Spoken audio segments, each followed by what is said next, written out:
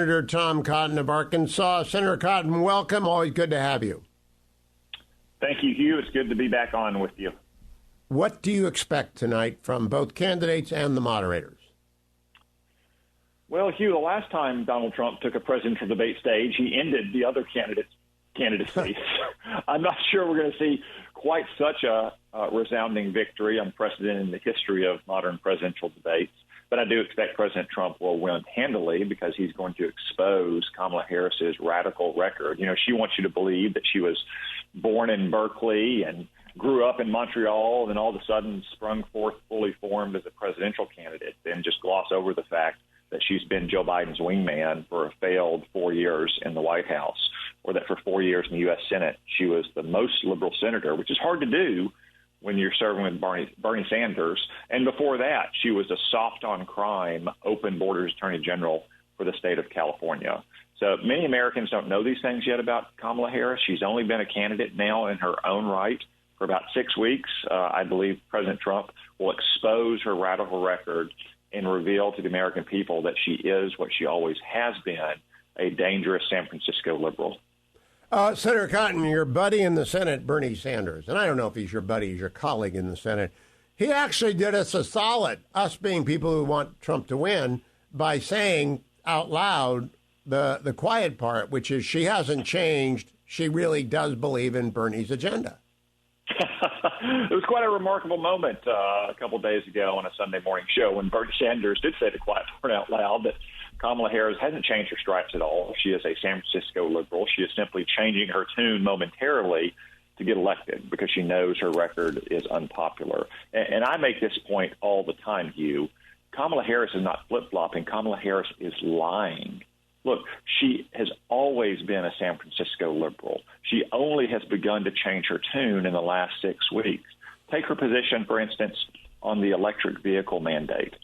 Now, she has sent out an unnamed campaign aide, maybe an intern working for free, to say she doesn't support an electric vehicle mandate. But, Hugh, she introduced legislation in 2019 called the Zero Emissions Vehicle Act. Again, this is legislation, Hugh. It's not an extemporaneous remark in a live interview. People put a foot wrong in live interviews on radio and television. We've all been there before. When you're a senator and you introduce legislation, it is a considered, deliberate process in which you weigh the pros and cons before you introduce a bill that you think should be the law of the land. She introduced a bill that would ban the sale of new gas-powered cars in the future.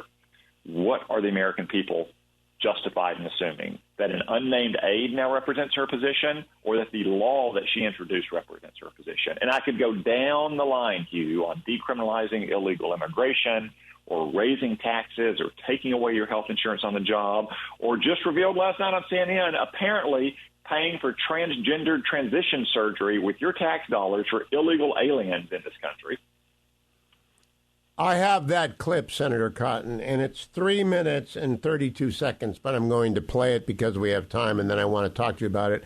On the other side, Andrew Kaczynski, the K-File, with Aaron Burnett last night on CNN, stuns Aaron Burnett by uncovering the form that Kamala Harris filed with the ACLU in 2019. Let's play cut 21. Tonight, Kamala Harris releasing details of her policy positions for the first time on her campaign website. A K-File investigation has uncovered, meantime, a 2019 questionnaire. And in this questionnaire, Harris laid out some much more liberal stances, among them on immigration. So in 2019, in what K-File found, she said she would cut funding to ICE, writing, quote, "Our immigrant detention system is out of control, and I believe we must end the unfair incarceration of thousands of individuals, families, and children. I was one of the first senators after President Trump was elected to advocate for a decrease in funding to ICE." Well, now, of course, she's touting the Biden administration's executive order to crack down on the border. K-File's Andrew Kaczynski joins me now. Andrew, that's pretty incredible on its own when you're talking about what you found here on ICE. What else did you find? Yeah, and this was a questionnaire that she filled out for the ACLU, and this questionnaire is really an interesting snapshot in time of that 2019 Democratic primary. Kamala Harris was trying to get to the left of Bernie Sanders. She was trying to get to the left of Elizabeth Warren, and you really see that in a lot of these answers. And I want to walk our viewers through a little bit of what she said. Let's just take immigration and look at what she said here.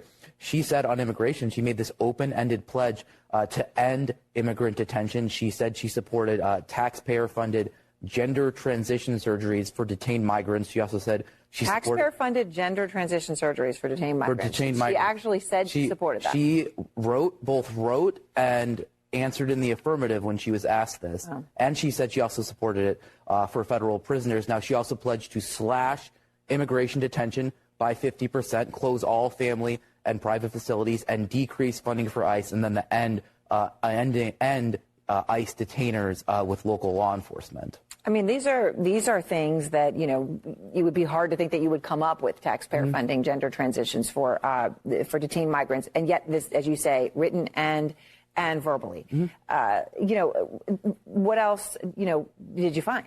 Well, let's take a look at her answer here on drugs. She got asked about, the question from the ACLU was, since drug use is better addressed as a public health issue through treatment and other programming, will you support the decriminalization at the federal level of all drug possession for personal use? And Harris answers yes. Now, what would that mean? Well, it mean the federal all drug possession. That's not just marijuana, which she alluded to in her answer to this question, but it also would mean it's federal level of all drug possession, fentanyl, crack. Use. You know, I gotta say, Tom Cotton, I was stunned by that.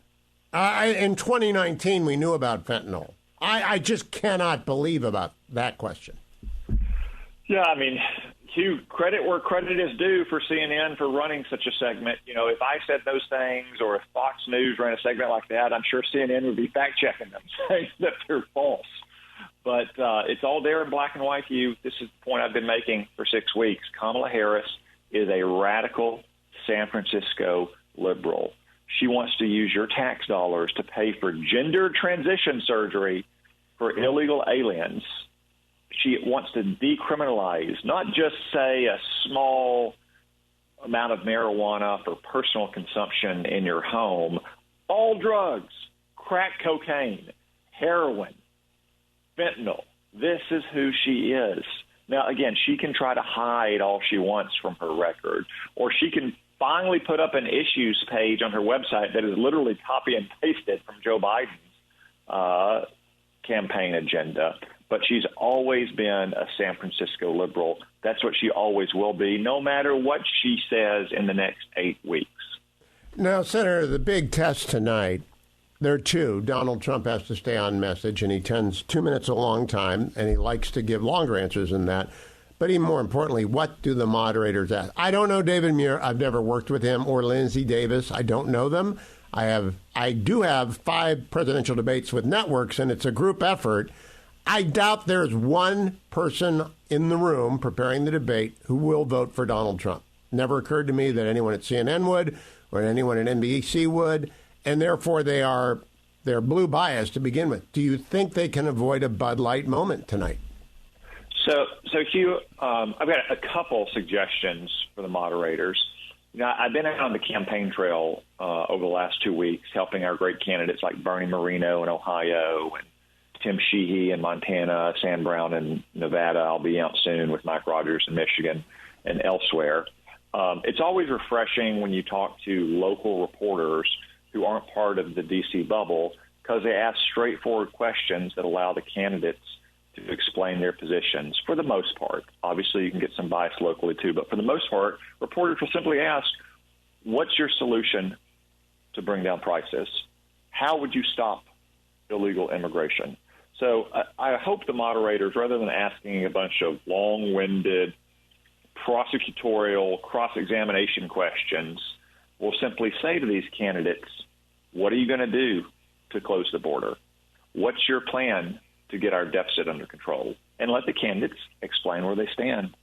I had a 30-second rule, Senator, which was no question should be longer than 30 seconds. Whenever I did debates that I could control the questioning format, because long-winded questions are setups. That's the only thing.